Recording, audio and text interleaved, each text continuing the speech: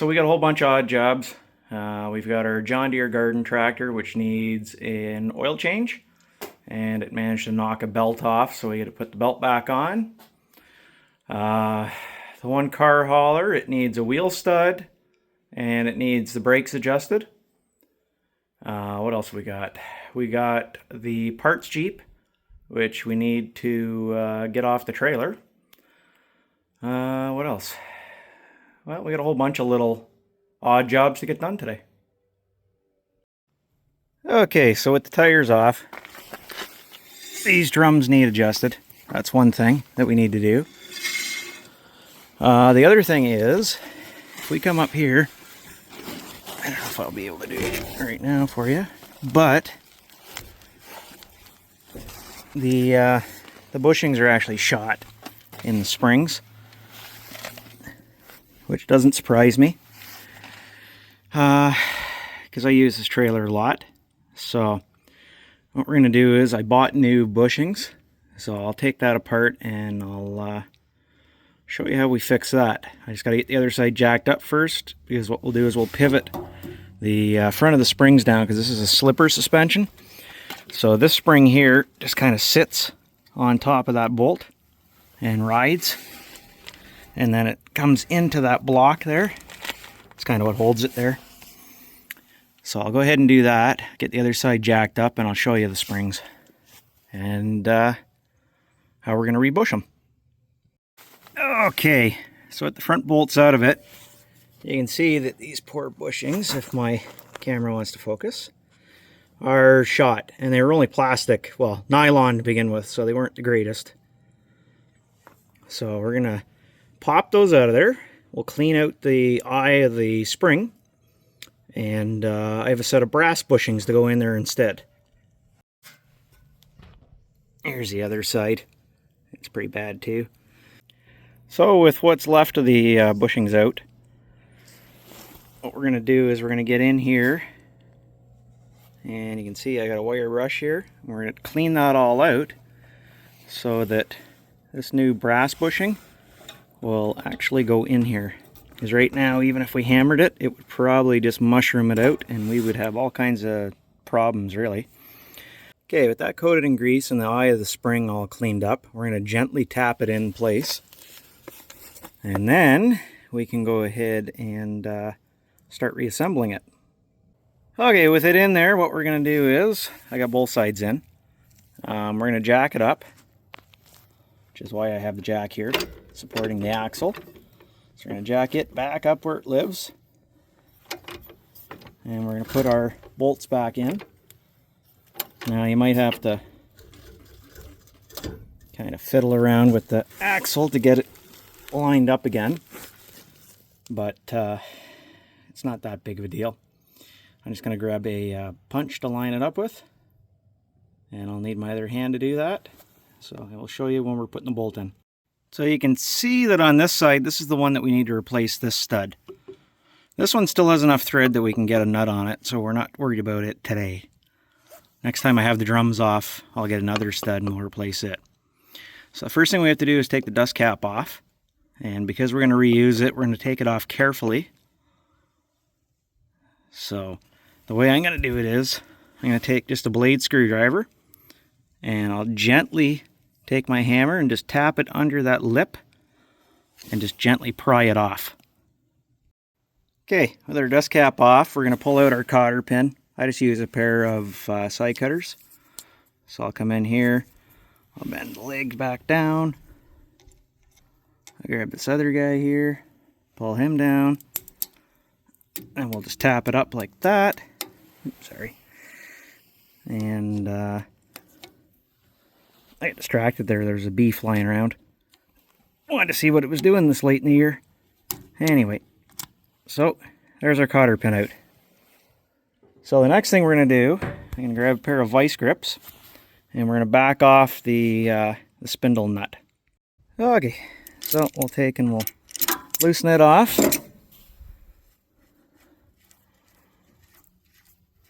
Now these particular nuts with all the slots in them, and I don't just mean a castle nut. Most of the castle nuts on spindles on trailers only have just 6 slots. These ones with all the extra ones, these used to come on Dexter axles.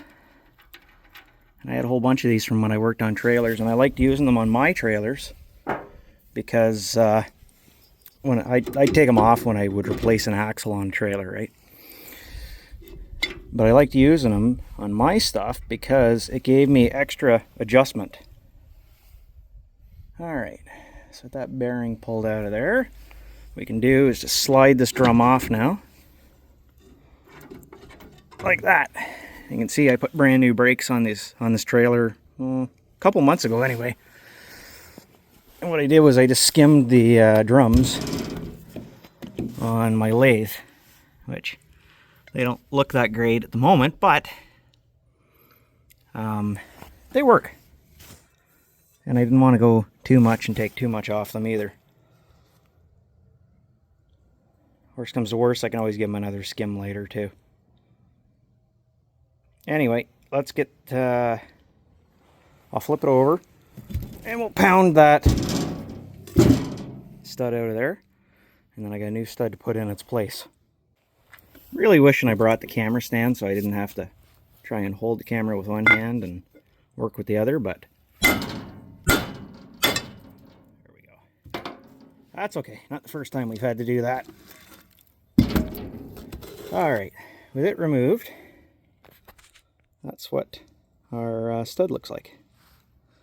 And if the camera would focus, there we go. So I've got a new used stud to put in it, which it literally is a new stud, but it's not a brand new out of the package stud. It's off an idler hub that came on a new axle I bought. Okay, so here's our new used stud. All right, so we're gonna take it, we're gonna sit it in where it goes. I'm gonna grab a big punch, I'm gonna drive it in as far as I can. So I wound up saying screw it, and I had an extra stud, so I just replaced both studs, so now they're all brand new again. Well, they're not all brand new, but they're all in good shape again anyway. And as it is in the spring, once a year I take all the bearings apart and I clean the brakes. If I need to, probably this year I'll take the drums and throw them on the lathe, give them a quick skim. But then I clean the bearings and repack them, and I put new seals in, new dust caps, etc. Because that way I know it's good for the season again. So it's not something I'm particularly concerned with, because I'm only going to be using it probably once more, maybe twice more this year. And the rest of it will come next year, 2025. So let me grab the vice grips and we will tighten this up. Okay, with all that stuff back together, what I'm going to do is we'll put the tires back on and then we'll adjust the brakes. Because again, that's how I was taught. That way you have the rotating mass of the tires as well. Okay, hopefully you can see the adjuster there in the star wheel. So right now, this thing is super duper loose. Okay, so I've gone so that, as you can see, it's tight. So now what we're going to do is we're going to come in here. I'm going to go ahead and that's probably just less than a half a turn. See, that's still a bit too tight. So we'll come back in here.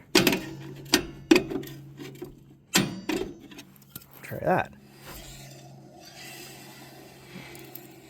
That's a hair too loose. We'll go about a quarter turn.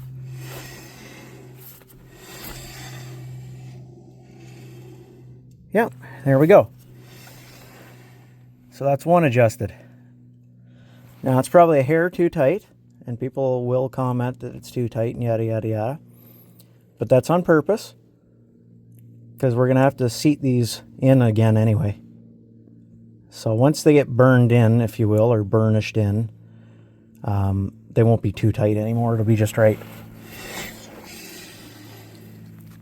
So, we just got 3 more to do.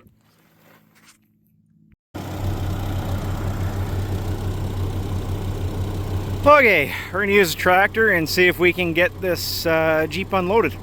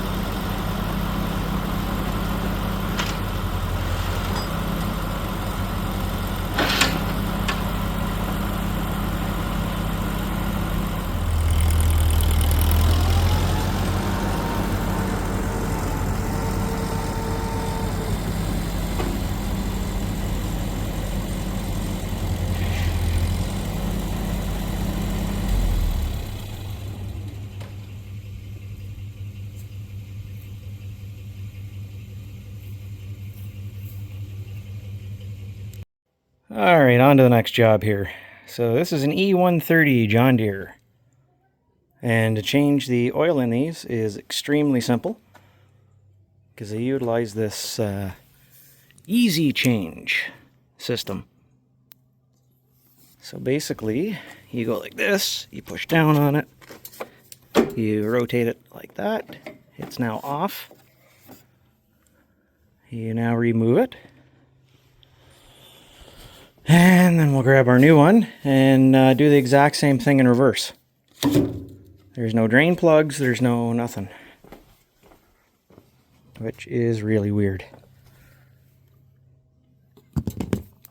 There's our new one. We take it, line it up so that that mark lines up with that one, okay. Take it, and it goes down here. Let me find my mark. Alright, make sure I get that lined up right. And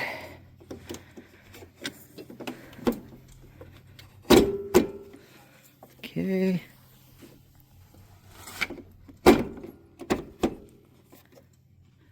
And just like that, we are done. We just got to start it and check it. Oh, you can see it's got 79, almost 80 hours.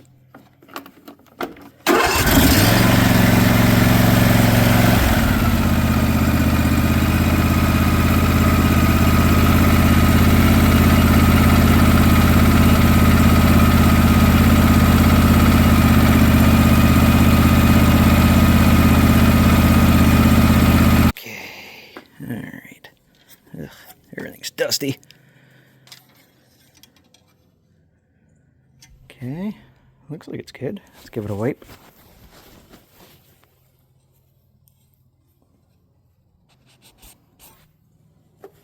Okay.